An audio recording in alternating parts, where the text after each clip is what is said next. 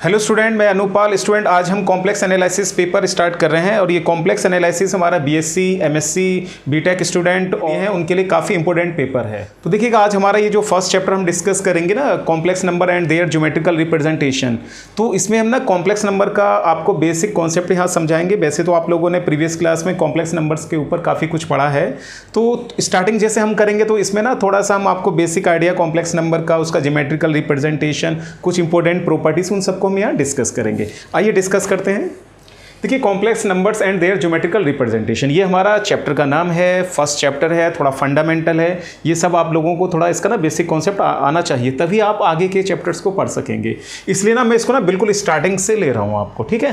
तो देखिएगा, complex number हमारा किस फॉर्म में होता है। अगर कोई नंबर, कॉम्प्लेक्स नंबर को हम जनरली डिनोट करते हैं जेड से। तो देखिएगा, अगर कोई नंबर हमारा इस फॉर्म में z equals to x plus i y, इसको हम क्या कहते हैं, कॉम्प्लेक्स नंबर। तो देखिएगा, z equals to x plus i y, x हमारा रियल पार्ट है, y कैसे है हमारा इमेजिनरी पार्ट। जैसे हम i कहते हैं, या इस i को जनरली हम क्या कहते हैं, आयोटा भी कहते हैं। तो जनरली ना हम जिसको बोल देते हैं एक्स प्लस आई वाई के फॉर्म में। तो देखिएगा, कॉम्प्लेक्स नंबर हमारा किस फॉर्म में है, z equals to x plus i y, x कैसा पार्ट है हमारा, रियल पार्ट। तो देखिएगा, जैसे कार्टेशियन कोऑर्डिनेट्स में 2D में अगर हम किसी भी पॉइंट को रिप्रेजेंट करते हैं तो इस तरह से रिप्रेजेंट करते हैं। कोऑर्डिनेट एक्सिस होते हैं स्टूडेंट, देखिएगा। तो सपोज एक ये P पॉइंट आपने यहाँ कंसीडर किया, P पॉइंट, तो इसके लिए इसके करस्पॉन्डिंग कॉम्प्लेक्स नंबर क्या हो गया, z equals to x plus i y. अगर आप इसके कोऑर्डिनेट देखना चाहेंगे तो क्या आएगा, x कॉमा वाई। तो कोऑर्डिनेट के अकॉर्डिंग आप देखिएगा, ये जो कोऑर्डिनेट होगा यहाँ से यहाँ तक का डिस्टेंस कितना होगा, ON x, और y कितना होगा हमारा PN। हॉरिजेंटल डिस्टेंस x होगा, वर्टिकल डिस्टेंस कितना होगा हमारा y होगा। ये कोऑर्डिनेट को हमने रिप्रेजेंट करा है, लेकिन कॉम्प्लेक्स नंबर को हम किस फॉर्म में रिप्रेजेंट कर रहे हैं यहाँ, z equals to x plus i y. देखिए, ये हमारा x एक्सिस होता है, ये हमारा क्या होता है, y एक्सिस, आप लोग जानते हैं। लेकिन आप कॉम्प्लेक्स नंबर देख रहे हैं किस फॉर्म में, x plus i y. X हमारा क्या है, रियल पार्ट, तो इसलिए इस x एक्सिस को आप क्या कहेंगे यहाँ पर, रियल एक्सिस, ठीक है। और ये देखिएगा, ये जो y आ रहा है, y के साथ क्या आ रहा है हमारा, आयोटा आ रहा है, तो ये कैसा है हमारा, इमेजिनरी एक्सिस। तो इस एक्सिस को आप यहाँ पर क्या नाम देंगे, इमेजिनरी एक्सिस, ठीक है। और ये देखिएगा x ओ y, जैसे कोऑर्डिनेट एक्सिस है हमारा x ओ y। अब कॉम्प्लेक्स नंबर में इस प्लेन को आप यहाँ पर क्या कहेंगे, आर्गेंट प्लेन। लिखिएगा, the complex number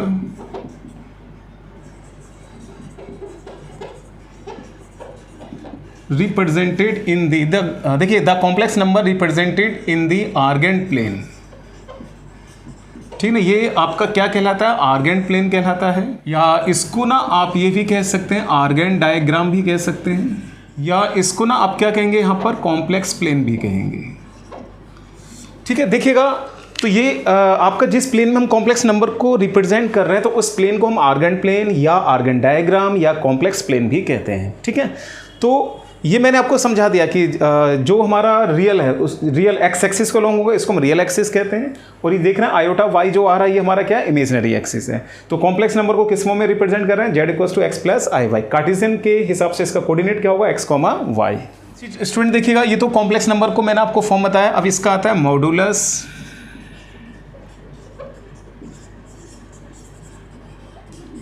of complex number. किसी भी कॉम्प्लेक्स नंबर का मॉडुलस आप किस तरह से फाइंड आउट करेंगे, ठीक है। तो देखिएगा, सपोज ये हमारे पास कॉम्प्लेक्स नंबर है x प्लस आई वाई। तो देखिएगा, देन इट्स मॉडुलस, अब आप ना इसका मॉडुलस फाइंड आउट कर रहे हैं यहाँ। Then its modulus is denoted and defined by. तो इस कॉम्प्लेक्स नंबर का जो मॉडुलस है ना, इसको हम मोड z, ये रिप्रेजेंटेशन होता है मॉडुलस का। और देखिएगा किस तरह से फाइंड आउट करते हैं, आप लोग देखिएगा, समझिए इसको। ये हमारा कॉम्प्लेक्स नंबर है x प्लस आई वाई की फॉर्म में। x कैसा पार्ट है हमारा, रियल, और y कैसा हमारा, इमेजिनरी। तो स्क्वायर रूट में रियल पार्ट का स्क्वायर प्लस इमेजिनरी पार्ट का जो कंपोनेंट है उसका स्क्वायर। तो किसी भी कॉम्प्लेक्स नंबर का आपको मॉडुलस फाइंड आउट करना है, तो हम इसको ना इस तरह से फाइंड आउट करेंगे, ठीक है। अब इसमें ना मॉडुलस की मैं कुछ प्रॉपर्टीज बताता हूँ आपको। देखिएगा, यहाँ पर देखिएगा, सिंस आप लोग जानते हैं कि जैसे ये हमारा x square plus y square है, वो greater than equals to x square लिख सकते हैं।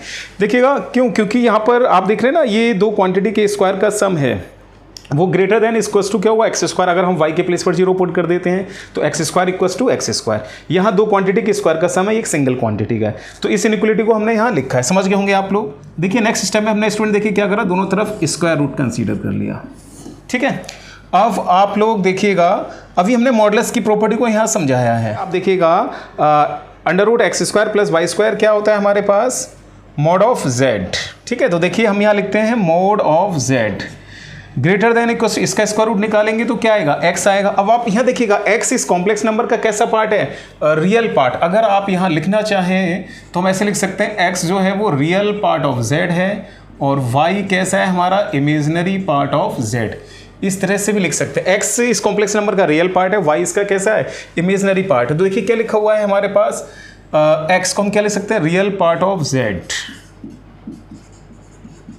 तो मैं आपको यहाँ ये समझाना चाह रहा हूँ कि किसी भी कॉम्प्लेक्स नंबर का जो मॉडुलस होता है वो रियल पार्ट का, जो कॉम्प्लेक्स नंबर का रियल पार्ट है उसे ग्रेटर देन या उसके इक्वल्स टू हो सकता है। इसी तरह से देखिएगा अब अगेन फिर इसी प्रॉपर्टी को हम लेते हैं x square plus y square, क्या लिख सकते हैं ग्रेटर देन वाई स्क्वायर। ठीक है, यहाँ लिख देता हूँ। आगे देखिएगा फिर हमने क्या ले लिया, square root x square plus y square greater than, इधर भी स्क्वायर रूट ले लीजिएगा वाई स्क्वायर। अभी आप देखिएगा ये जो है ना वो क्या है हमारा मॉडुलस है, तो ये कॉम्प्लेक्स नंबर का क्या आ गया modulus greater than equals to ये क्या आ गया वाई, तो mod z greater than equals to y. Y देखिए यहाँ पर कैसा है हमारा इमेजिनरी पार्ट, तो स्टूडेंट इसको हम क्या लिख सकते हैं इमेजिनरी पार्ट ऑफ जेड। तो देखिएगा हमारे पास ना यहाँ दो कंक्लूजन निकला है। ठीक है, देखिएगा कॉम्प्लेक्स नंबर का जो मॉड है mod of z greater than equals to क्या आ रहा है रियल पार्ट ऑफ जेड। इसी तरह से कॉम्प्लेक्स नंबर का जो मॉडुलस है ये भी ग्रेटर देन इक्वल्स टू क्या इमेजिनरी पार्ट ऑफ जेड। ठीक है, तो ये कुछ बेसिक कॉन्सेप्ट हम आपको समझा रहे हैं, इनका यूज होगा आगे जाकर। देखिएगा नेक्स्ट स्टूडेंट इसमें हमारा टॉपिक आता है conjugate of a complex number. ठीक है, किसी भी कॉम्प्लेक्स नंबर का आप कंजुगेट किस तरह से फाइंड आउट करेंगे, conjugate of a complex number. तो लिखिएगा the conjugate of a complex number. देखिए स्टूडेंट हमने क्या लिखा है, the conjugate of a complex number. ये हमारे पास कोई कॉम्प्लेक्स नंबर है, इसका अगर आप कंजुगेट फाइंड आउट करना चाह रहे हैं तो कंजुगेट को हम किस तरह से डिनोट करते हैं, देखिएगा कंजुगेट को डिनोट करते हैं हम जेड वार से। ये रिप्रेजेंटेशन है जेड वार, तो ये जेड वार हमारा किस तरह से आएगा, ये जो हमारा देख रहे हैं ना इमेजिनरी पार्ट आयोटा, आयोटा का आप ना कंजुगेट फाइंड आउट करेंगे। कंजुगेट कैसे फाइंड आउट करेंगे, अगर प्लस का साइन है तो क्या लगा देंगे हम माइनस, अगर माइनस है तो वो क्या हो जाएगा प्लस में चेंज हो जाएगा। तो देखिए ना इस तरह से फाइंड आउट करते हैं कंजुगेट। इसके ऊपर हमने बार लगाया, ये कंजुगेट रिप्रेजेंटेशन है, तो देखिएगा प्लस आई है तो ये क्या हो जाएगा माइनस आई। तो ये जो हमने जेड वार निकाला है ना ये कंजुगेट कहलाएगा, किसका कंजुगेट कहलाएगा, जेड का कहलाएगा। ठीक है, तो किसी भी कॉम्प्लेक्स नंबर का अगर कंजुगेट आपको फाइंड आउट करना है तो आयोटा के, अगर आयोटा हमारा प्लस आ रहा है तो उसको माइनस में चेंज कर दीजिए, अगर माइनस आ रहा है तो उसको किस में चेंज कर दीजिए, प्लस में चेंज कर दीजिए। देखिएगा इससे ना मैं आपको प्रॉपर्टी और बताता हूँ। यहाँ देखिएगा ये तो आपने क्या फाइंड आउट करा, जेड वार फाइंड आउट करा है। तो देखिएगा नाउ एक प्रॉपर्टी, बहुत इंपॉर्टेंट प्रॉपर्टी मैं यहाँ डिस्कस कर रहा हूँ, इसका बहुत यूज़ होता है कॉम्प्लेक्स एनालिसिस में। जेड इक्वल्स टू हमारा क्या एक्स प्लस आई वाई। अभी मैंने ना मॉडुलस की आपको डेफिनेशन बताया था, मॉडुलस को हम किस तरह फाइंड आउट करते हैं, x square plus y square. फिर आप देखिएगा हमने ना इसका स्क्वायर किया, तो स्क्वायर करने पर क्या आएगा x square plus y square. इसको ना इक्वेशन फर्स्ट कह दीजिएगा। अब इसी तरह से देखिएगा नाउ आपने ये मॉडुलस जेड निकाला, उसका स्क्वायर किया, ये निकल के आ रहा है। अब आप फाइंड आउट करिएगा जेड इंटू जेड बार। तो देख रहे हैं जेड हमारा कॉम्प्लेक्स नंबर क्या है एक्स प्लस आई वाई, और जेड बार हमारा कॉम्प्लेक्स नंबर क्या है एक्स माइनस आई वाई। तो जेड इंटू जेड बार दिख रहे हैं a plus b a minus b, तो x square minus b square, लेकिन बी के साथ आई आ रहा है, आई स्क्वायर का मतलब क्या होता है -1, तो x square plus y square. ये हमारा क्या हो गया सेकंड इक्वेशन। अब आप देखिएगा इन दोनों इक्वेशंस को कंपेयर करिएगा, देखो दोनों साइड हमारा इक्वल आ रहा है कि नहीं आ रहा है। तो एक हमारे पास ये प्रॉपर्टीज यहाँ निकल कर आ रहा है, तो लिखिएगा then from equation first and second. तो इन दोनों इक्वेशंस को अगर हम कंपेयर करते हैं तो ये मोड जेड का स्क्वायर इक्वल्स टू देखिएगा क्या आएगा जेड इंटू जेड बार। ठीक है, बहुत इंपॉर्टेंट प्रॉपर्टीज। आप देखिएगा जब हम थ्योरम्स या क्वेश्चंस करेंगे तो इस प्रॉपर्टी का बहुत यूज होगा, आपको ये याद रखना है प्रॉपर्टीज को। देखिएगा नेक्स्ट टॉपिक हमारा आता है मॉडुलस आर्गुमेंट फॉर्म या पोलर स्टैंडर्ड फॉर्म या trigonometric form of a complex number. ठीक है, किसी भी कॉम्प्लेक्स नंबर का मॉडुलस आर्गुमेंट फॉर्म या पोलर स्टैंडर्ड फॉर्म या ट्रिग्नोमेट्रिक फॉर्म क्या होता है वो मैं आपको डिस्कस कर रहा हूँ।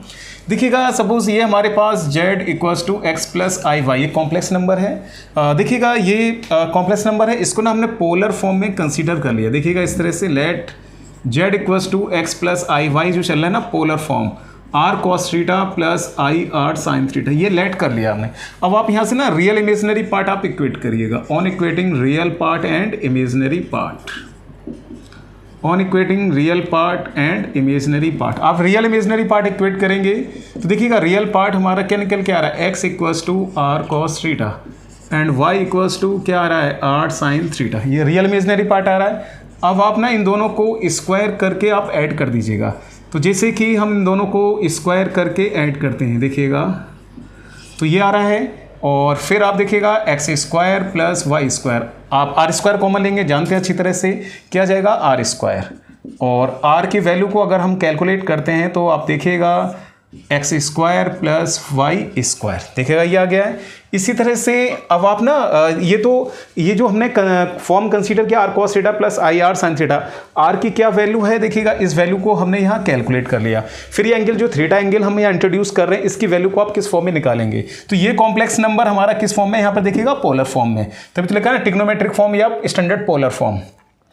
देखिएगा अब हम इसको ना डिवाइड करते हैं, ये जैसे ये x है ये हमारा y है, तो y अपॉन एक्स अगर आप फाइंड आउट करेंगे तो कितना आएगा आर साइन थीटा और अपॉन में आर कॉस थीटा, आर से आर आपका कैंसिल। फिर आप देखिएगा y अपॉन एक्स, स्टूडेंट देखिएगा कितना आएगा आपका टेन थीटा।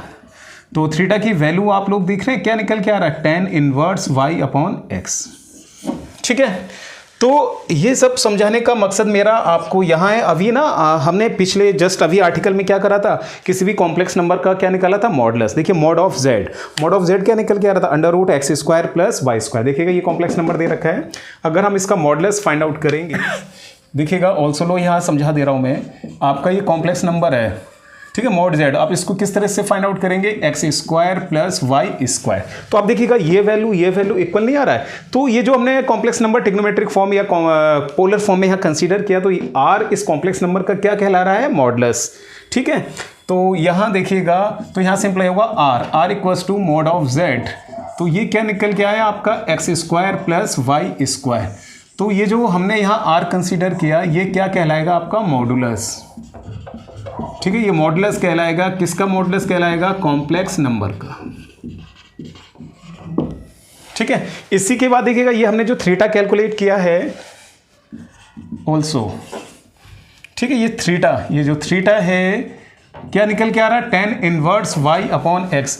तो इसको ना इस कॉम्प्लेक्स नंबर का हम आर्ग्यूमेंट कहते हैं। ठीक ना, आर्ग्यूमेंट या एम्पलीट्यूड भी कह सकते हैं। ठीक ना, ये एम्पलीट्यूड है किसका, z का। तो मैं आपको यहाँ ये लिखा नहीं मॉडुलस आर्ग्यूमेंट, दिख रहा है, तो मॉडुलस क्या निकल के आया हमारा r और आर्ग्यूमेंट क्या निकल कर आया हमारे पास tan inverse y upon x. ठीक है, y कैसा है हमारा कॉम्प्लेक्स नंबर का क्या है, इमेजिनरी पार्ट, x कैसा है हमारा रियल पार्ट। तो देखिएगा 10 अगर आपसे कहा जाए शॉर्ट फॉर्म में लिख रहे हैं एम्पलीट्यूड ऑफ z, देखो ये लिखा हुआ है एम्पलीट्यूड, तो शॉर्ट फॉर्म लिख दिया एम्पलीट्यूड ऑफ z, या इससे हम क्या कह सकते हैं आर्ग्यूमेंट ऑफ z। तो ये देखिएगा क्या निकल के आ रहा है, tan inverse y upon x. ठीक, तो ये हमारा इस कॉम्प्लेक्स नंबर का क्या था, मॉडुलस एंड आर्ग्यूमेंट। ये आपको ध्यान रखना है, काफी यूज है इनका। तो देखिएगा नेक्स्ट स्टूडेंट क्या है, the value of the argument. Argument किसको कह रहे हैं हम यहाँ थीटा को, the value of the argument which satisfy the inequality. Argument का हमारा वो वैल्यू जो इस इनइक्वालिटी को सेटिस्फाई करेगा। इनइक्वालिटी क्या है, minus pi less than theta, theta less than equals to pi. तो आर्ग्यूमेंट की वो वैल्यू जो इस इनइक्वालिटी को सेटिस्फाई करता है, तो उस वैल्यू को हम क्या कहते हैं, principal value of the argument. वो आर्ग्यूमेंट का क्या कहलाता है, प्रिंसिपल वैल्यू। तो ये मैंने आपको प्रिंसिपल और आर्ग्यूमेंट का बेसिक कॉन्सेप्ट यहाँ समझा दिया है। देखिएगा स्टूडेंट, मैं आपको थोड़ा सा यहाँ पर एक टॉपिक समझा रही है। देखिएगा यहाँ पर जो सपोज हमने कॉम्प्लेक्स नंबर ये पी पॉइंट लिया, इसके करस्पॉन्डिंग कॉम्प्लेक्स नंबर क्या है, z equals to x plus i y. ठीक है, तो ये हमने कॉम्प्लेक्स नंबर कंसीडर किया है। ठीक है, तो देखिएगा सपोज जेड हमने एक कॉम्प्लेक्स नंबर यहाँ कंसीडर कर लिया है। अगर आप इसको पोलर फॉर्म में लिखते हैं x equals to r cos theta, x के प्लेस पर क्या पुट करते हैं आर कॉस थीटा, y के प्लेस पर हम क्या पुट करते हैं आर साइन थीटा। इसको ना हमने पोलर फॉर्म में यहाँ पर कंसीडर कर लिया है।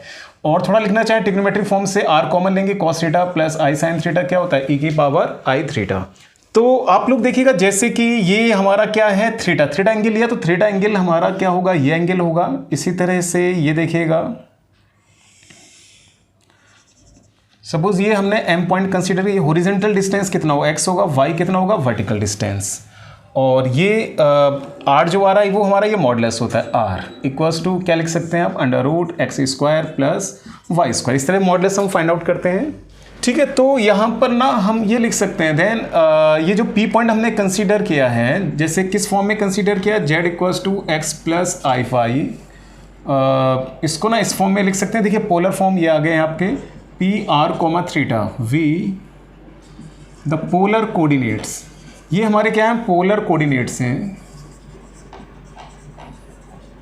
ठीक ना, पोलर कोऑर्डिनेट्स किसके पोलर कोऑर्डिनेट्स हैं, पॉइंट पी के। ठीक है, तो उसको हमने रिप्रेजेंट करा। अगर पोलर कोऑर्डिनेट लिखना चाहे तो उसको किस फॉर्म में लिखेंगे हम आर कोमा थीटा। अब देखिएगा ये कॉम्प्लेक्स नंबर है, इस कॉम्प्लेक्स नंबर की इमेज हम इस एक्स एक्सिस के अलोंग फाइंड आउट करना चाह रहे हैं। तो देखिएगा इस पी पॉइंट की इमेज हम इस ओ एक्स रियल एक्सिस के करस्पॉन्डिंग फाइंड आउट करेंगे, तो इसका इमेज क्या इस प्लेन में निकल कर आएगा। ठीक है, तो देखिएगा आप यहाँ पर, ठीक है, then the image of the point P, जो P पॉइंट हमने कंसीडर किया है z equals to x plus i y with respect to O X, किसके रेस्पेक्ट में ओ एक्स मतलब रियल एक्सिस के corresponding with respect to O X, यहाँ लिख सकते हैं दैट इज रियल एक्सिस, किसके रेस्पेक्ट में रियल एक्सिस के रेस्पेक्ट में। तो आप ये देखिएगा ये फर्स्ट क्वाड्रेंट, ये सेकंड, ये थर्ड, ये हमारा फोर्थ क्वाड्रेंट। तो फोर्थ क्वाड्रेंट में आप देख रहे हैं एक्स कैसा आ रहा है आपका पॉजिटिव आ रहा है, लेकिन वाई कैसा आएगा आपका निगेटिव आएगा।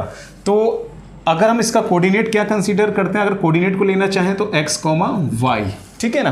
तो इसका ना सपोज इमेज ना ये निकल कर आ रहा है, देखिएगा जैसे सपोज ये पॉइंट हमने कंसीडर कर लिया Q, ठीक है। तो अगर इसके हम कोऑर्डिनेट लेते हैं तो x तो पॉजिटिव रहेगा, y कैसा रहेगा निगेटिव, तो x कॉमा माइनस वाई, ठीक है नहीं। तो इसका इमेज क्या होगा इज जेड वार होगा, जो जेड वार की वैल्यू अगर हम कैलकुलेट करेंगे तो क्या आएगा x माइनस आई वाई, देखिए ना Z war x minus i y. तो इसके करस्पॉन्डिंग जो कॉम्प्लेक्स नंबर होगा z इक्वल्स टू क्या आएगा x माइनस आई वाई, ठीक है ना। ये जेड बार निकल कर आ रहा है। तो अब आप देखिएगा यहां पर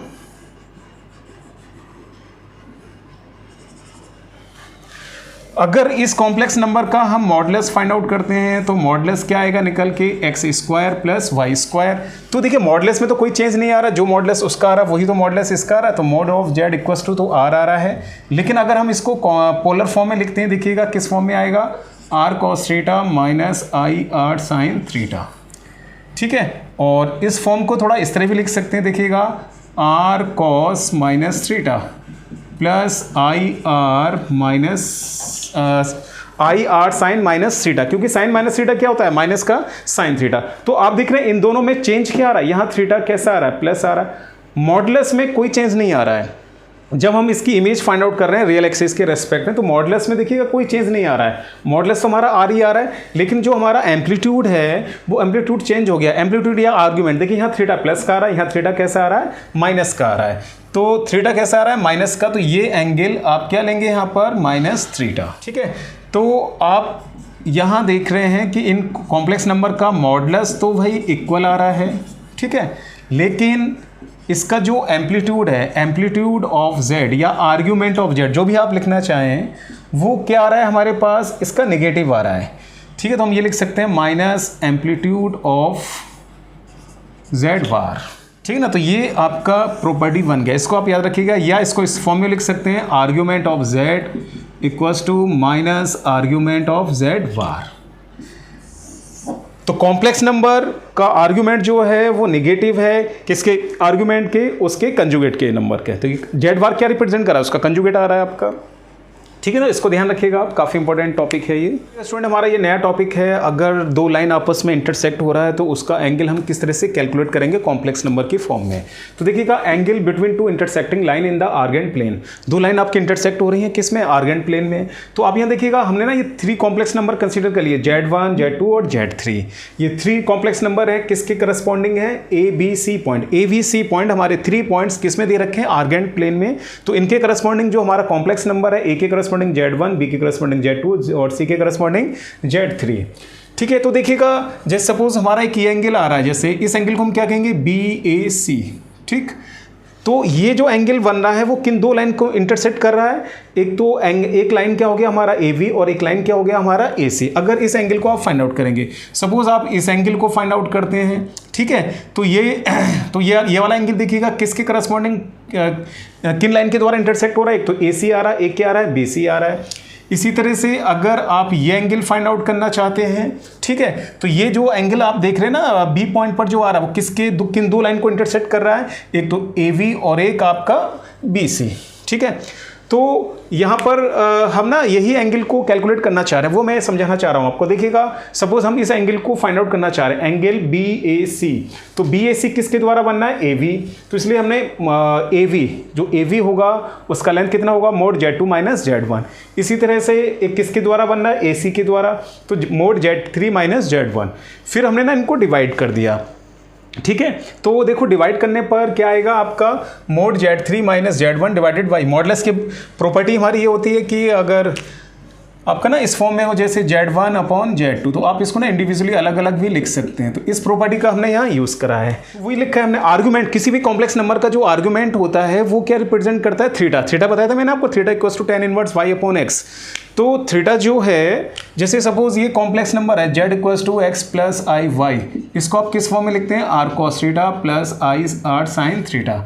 अगर आप ये रिप्रेजेंट करते हैं इस कॉम्प्लेक्स नंबर को इस प्लेन में, जैसे x y, ठीक है, इसी तरह से रिप्रेजेंट करेंगे, z इक्वल्स टू क्या होता है, x प्लस आई वाई, बताया था मैंने जस्ट अभी आपको। तो दिस एंगल क्या होता है हमारा, थीटा। ये x होता है, ये क्या होता है, y होता है। तो थीटा हमारा क्या कहलाता है यहाँ पर, आर्ग्यूमेंट। आर्गुमेंट किसका कहलाता है, इस कॉम्प्लेक्स नंबर का। तो ये कॉम्प्लेक्स नंबर है, इसका क्या आर्गुमेंट क्या होगा, थीटा होगा।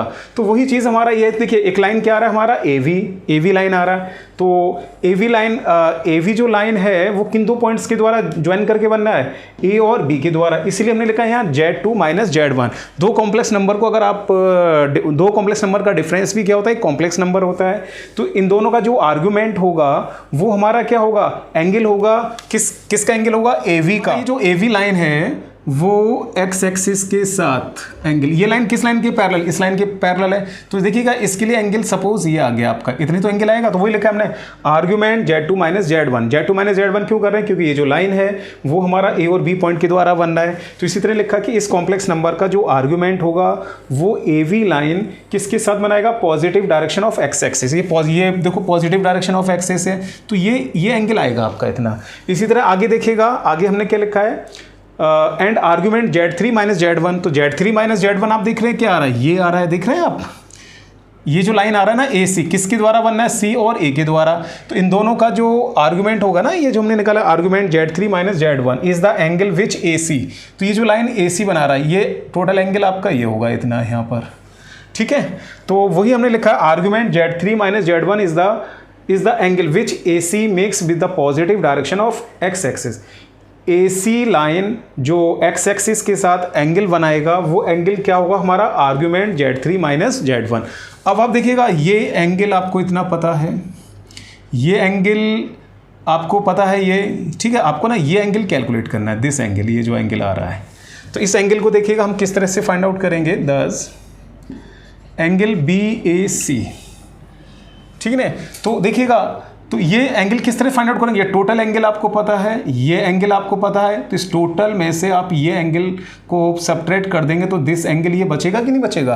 तो इस एंगल, ठीक ना, ये जो एंगल है, तो ये जो एंगल है वो किसके द्वारा बनना है, AC के द्वारा। तो AC के द्वारा देखिएगा यहाँ पर आर्गुमेंट क्या आ रहा है, Z3 माइनस Z1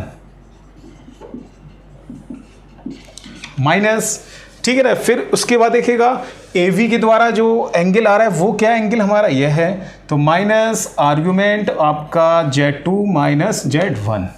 ठीक है। तो इस तरह से हम एंगल को कैलकुलेट करेंगे, एंगल BAC। ये आर्गुमेंट की प्रॉपर्टी होती है, इसको हम Z3 माइनस Z1 और Z2 माइनस Z1 इस तरह लिख सकते हैं, ठीक है ना। ये देखिए यहाँ इस प्रॉपर्टी का यूज़ करा है, आगे मैं आपको प्रूफ कराऊंगा कि आर्गुमेंट अगर कहीं ये लिखा हुआ है Z1 अपॉन Z2 तो इसको ना हम इस तरह लिख सकते हैं, argument of Z1 minus argument of Z2, ठीक है ना। परेशान होने जरूरत नहीं, ये प्रॉपर्टीज़ है, इसको आगे हम प्रूफ कराएंगे। तो आप देख रहे हैं एंगल BAC किस तरह फाइंड आउट करें आप, आर्गुमेंट Z3 माइनस Z1। अगर आप यहाँ से माइनस ऊपर से कॉमन लेते हैं तो माइनस से माइनस कैंसिल, इस एंगल को ना इस फॉर्म में भी लिख सकते हैं, आर्गुमेंट Z1 माइनस Z3 और Z1 माइनस Z2।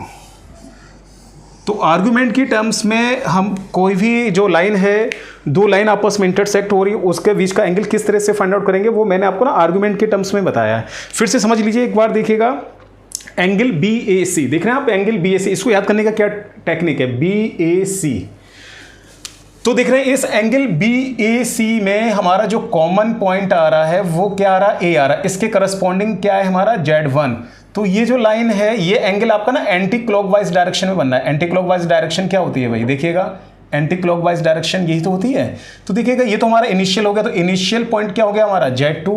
सपोज ये है, देखिए इनिशियल लाइन है, अगर ये एंगल इस तरह बनाएगा तो ये आपका इनिशियल पोजीशन है, ये हमारा क्या आ गया, फाइनल पोजीशन है। तो और ये जो पॉइंट आ रहा है ना A, ये हमारा क्या आ रहा है, कॉमन पॉइंट। तो कॉमन पॉइंट देखिएगा AB के लिए भी है और AC के लिए भी है। तो फॉर्मूले को देख रहे हैं, आर्गुमेंट आपका जो एंगल कहाँ तक ट्रेस आउट हुआ है, C पॉइंट तक के लिए, इसके कॉम्प्लेक्स नंबर क्या है Z3, वो आपका न्यूमरेटर में आएगा Z3 माइनस Z1। देखो Z1 आ रहा है, फिर क्या आ रहा है Z2 माइनस Z1। कहने का मतलब क्या है कि जो कॉमन पॉइंट है वो न्यूमरेटर में भी माइनस हो रहा है, डिनोमिनेटर में भी माइनस हो रहा है। और न्यूमरेटर में क्या आएगा हमारे पास, जो फाइनल पोजीशन जो ट्रेस आउट होकर आ रही है, तो वही तो आ रहा है Z3 और इनिशियल क्या था हमारा Z2। तो Z2 हमने यहाँ से माइनस को कॉमन ले लिया, तो इसको ना इस फॉर्म में भी हम लिख सकते हैं। तो ये फॉर्मूला आपको थोड़ा पता होना चाहिए क्योंकि इसका क्वेश्चंस में काफ़ी यूज़ है। सो स्टूडेंट, उम्मीद करता हूँ आज मैंने जो आपको कॉम्प्लेक्स नंबर का बेसिक कॉन्सेप्ट इस लेक्चर में समझा है वो आप लोगों को समझ में आया होगा, और आप इसको पढ़िएगा भाई, ठीक है। और थोड़ा इसको इस ना बेसिक कॉन्सेप्ट उसका क्लियर होना बहुत ज़रूरी है क्योंकि इनका ना क्वेश्चंस में काफ़ी यूज़ होता है। और अगर आप लोगों को मेरा आज का ये लेक्चर पसंद आया तो प्लीज़ इस लेक्चर को मेरे इस लेक्चर को आप शेयर करेगा, लाइक करेगा और कमेंट करेगा। अगर आप लोगों ने मेरा चैनल सब्सक्राइब नहीं किया तो प्लीज़ मेरे चैनल को आप सब्सक्राइब कर लीजिएगा। Thank you.